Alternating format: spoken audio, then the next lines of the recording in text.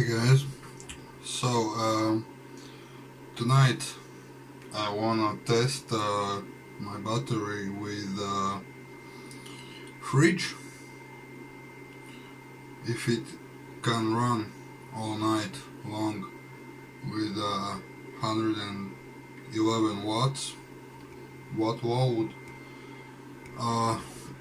Probably it will take around I would say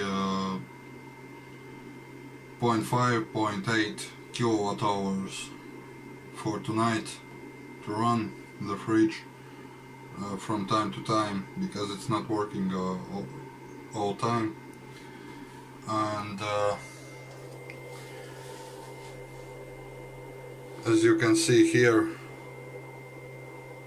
it's running from modified sine wave inverter, and here you can see buzzing, which is caused in here by modified sine wave. But why I'm running the fridge from this good old body? Simply because this new guy couldn't handle it. It couldn't handle surge power, which is around 680 watts, and it's shutting itself down, and that's quite a big bummer for these guys, for Powland or EA Sun or some kind of other brand which is the same inverter. Basically they have implemented here in this inverter much higher shut off voltage than this or this one. This one will shut off at around 9.8 or 10 volts, when this one is shutting itself off around 10.4, 10.6 volts. And that's why I cannot run my fridge from this guy. Maybe if I would have more battery power, more capacity, like around 200 amp hours, not 94, then maybe, yeah, maybe it would run it. But right now I'm running it from modified sine wave, and it's causing this screen to go black because of that way sine wave. Today I tested both of these. It was capable to run this one on low, which is around 600 watts, but it doesn't have surge power, surge. This one also doesn't have surge, and it was running it. So my conclusion would be that I will need more battery power, more amp hours, kilowatt hours, and basically I can use this one for lights right now, or maybe this one. I will trust reliable power more than this one for lights, TV, PC, and that kind of stuff, sensitive electronics.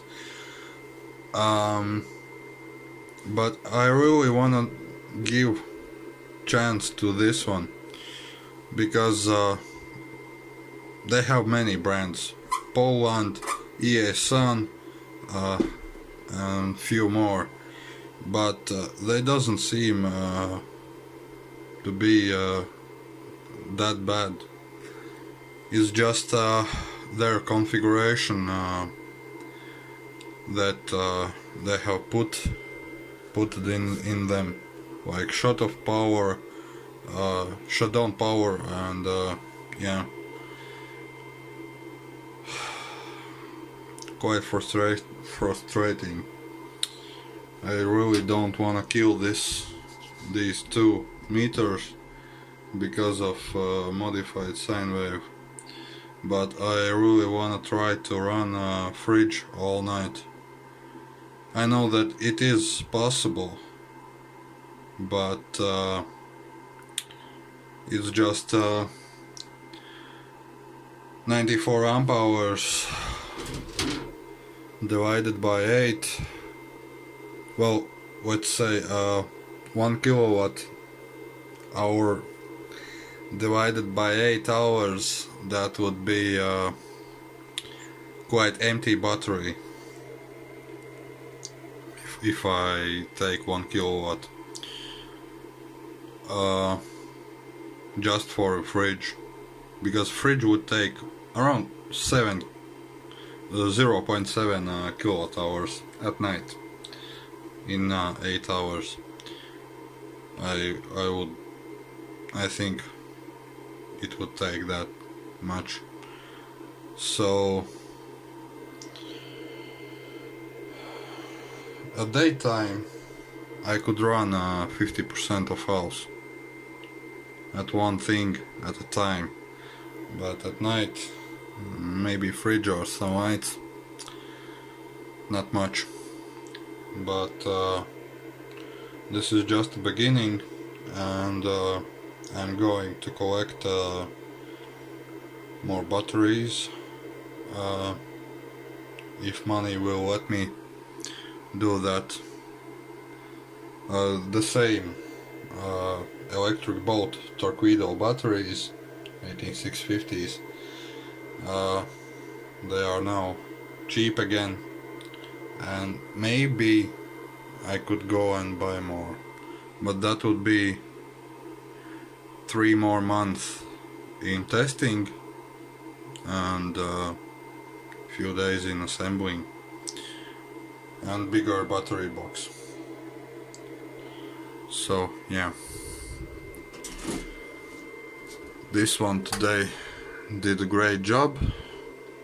I really can recommend it.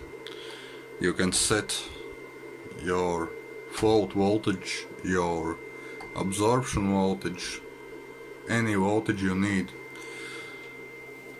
for your needs, it will do it. This one, it might be good for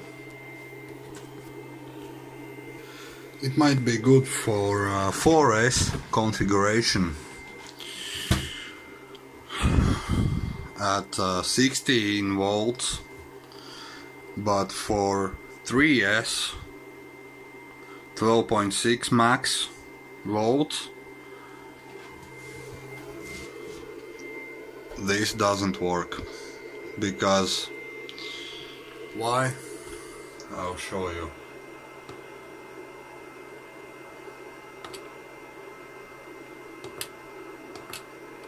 Absorption, it doesn't let me set lower voltage, and that's why it doesn't stop charging at 12.4 to 12.6 volt.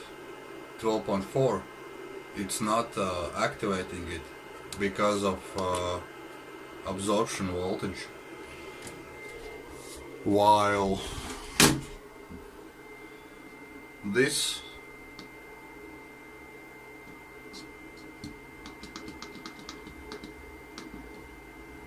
charge controller will let me do it. Equalization 17 volts. Boost, it means absorption, 12.6. Float, I set the 12.7, but it's letting me put any voltage I need in these parameters, while that other doesn't let me do that, and that's why it's not compatible with 3S configuration, at least in 18650s. With lead acid sealed gel AGMs might work like a charm, but 3S 18650s, no chance. And I have to watch it all time at the day. If it's not charging more than 12.6, this one stops at 12.5 and trickle charges straight away. This one full power until it will reach 13 volts. And correct me if I'm wrong, but at 3S configuration I think 13 volts will set these ones on fire. So yeah, I will need to sell this one, or I'm not sure, do something else, because today I was testing my panels, each individual panel. With this one, great results. With this one, that big array,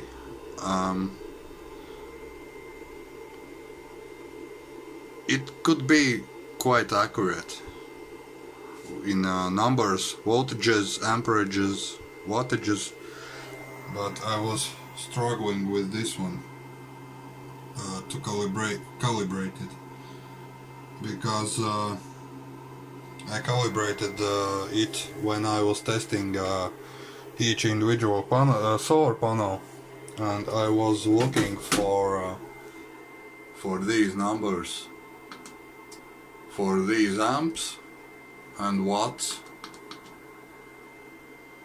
so I could set them in here, and then it was showing accurate. But yeah, a little struggle. I know, yeah, it's small battery, but it should be capable at least 0.8 kilowatt hours. If I'm speaking around 80% charge and discharge. So yeah, it should be able to run that fridge all night, 8 hours from time to time when it turns on. Only thing is, at the morning this screen will be black. So yeah, I'll need more batteries, that's for sure, and fast. So yeah, it's a long video.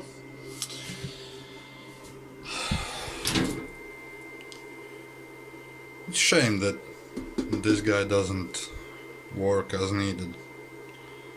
And there is, I don't remember if there was any pot to adjust maybe amps or watts. No, not watts but volts, like this one. This one I could adjust volts, but this one no. I don't remember that if there was any. And yeah, as you can see, it's inside 31 degrees Celsius at night.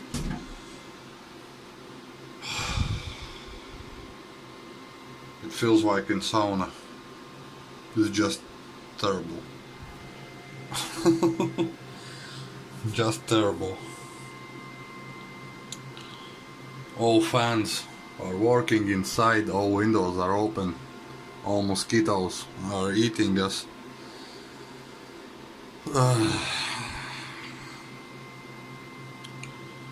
But I think storm is coming. At least 30 meters per second as minimum after these days of heat. So yeah, okay guys. See you next time. Stay safe. Comment, like, subscribe. And if you need something, just ask. Okay guys, see you later. And so,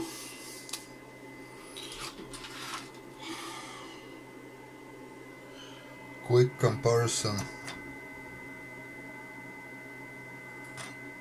This should be accurate. So, how does it come that I know that this battery is small for surge, for example, but how does it possible that modified sine wave pulls that surge straight away, while this one cannot handle those 670 watts? How does it possible? And it doesn't even beep. It's because this one has a soft start, or what?